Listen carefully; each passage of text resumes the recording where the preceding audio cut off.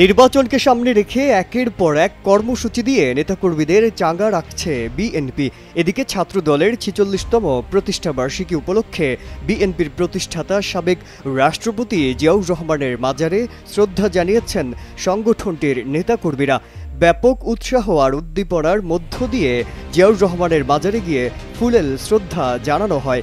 এছাড়া নির্বাচনকে সামনে রেখে মাঠের রাজনীতিতে এক চুলো ছাড় দিতে রাজি নন দেশের এই বৃহৎ রাজনৈতিক দল। বুধবার রাজধানীর রমনায় ইঞ্জিনিয়ার্স ইনস্টিটিউশনে ছাত্রদলের ৪৬তম প্রতিষ্ঠাবার্ষিকীতে রাষ্ট্র, রাজনীতি ও রাজনৈতিক দলের গুণগত পরিবর্তনের জন্য সংস্কার এবং নির্বাচন উভয়ই প্রয়োজন বলে মন্তব্য করেছেন বিএনপির ভারপ্রাপ্ত চেয়ারম্যান তারেক রহমান। রাজনীতি এবং রাজনৈতিক দলের গুণগত পরিবর্তনের জন্য সংস্কার এবং নির্বাচন উভয়ই প্রয়োজন।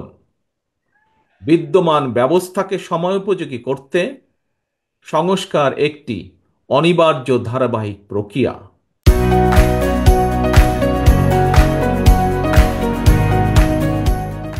তারেক রহমান বলেন, কোনো মহল থেকে সংস্কার নাকি নির্বাচন এ ধরনের জিজ্ঞাসাকে বিএনপি তথা দেশপ্রেমিক সব রাজনৈতিক দল স্রেফ অসৎ উদ্দেশ্যে তর্ক বলে মনে করে। বরং বিএনপি মনে করে রাষ্ট্র, রাজনীতি এবং রাজনৈতিক দলের গুণগত পরিবর্তনের জন্য সংস্কার ও নির্বাচন উভয়ই প্রয়োজন। সময় উপযোগী সংস্কার একটি অনিবার্য ধারাবাহিক প্রক্রিয়া। সংস্কার কার্যক্রম অবশ্যই প্রয়োজন। এ কারণেই অন্তর্বর্তীকালীন সরকার হয়তো তাদের দৃষ্টিতে অনেক বড় বড় সংস্কার কর্মসূচি হাতে নিয়েছে।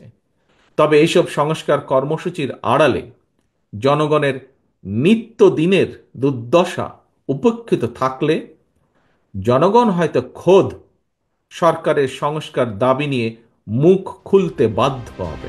ছাত্রদলের সভাপতি রাকিবুল ইসলাম রাকিবের সভাপতিত্বে আলোচনায় বিশেষ অতিথি হিসেবে উপস্থিত ছিলেন বিএনপি মহাসচিব মির্জা ফখরুল ইসলাম আলমগীর।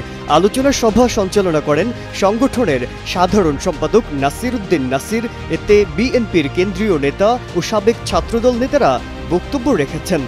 মাজহারুল আলম, কালের কণ্ঠ।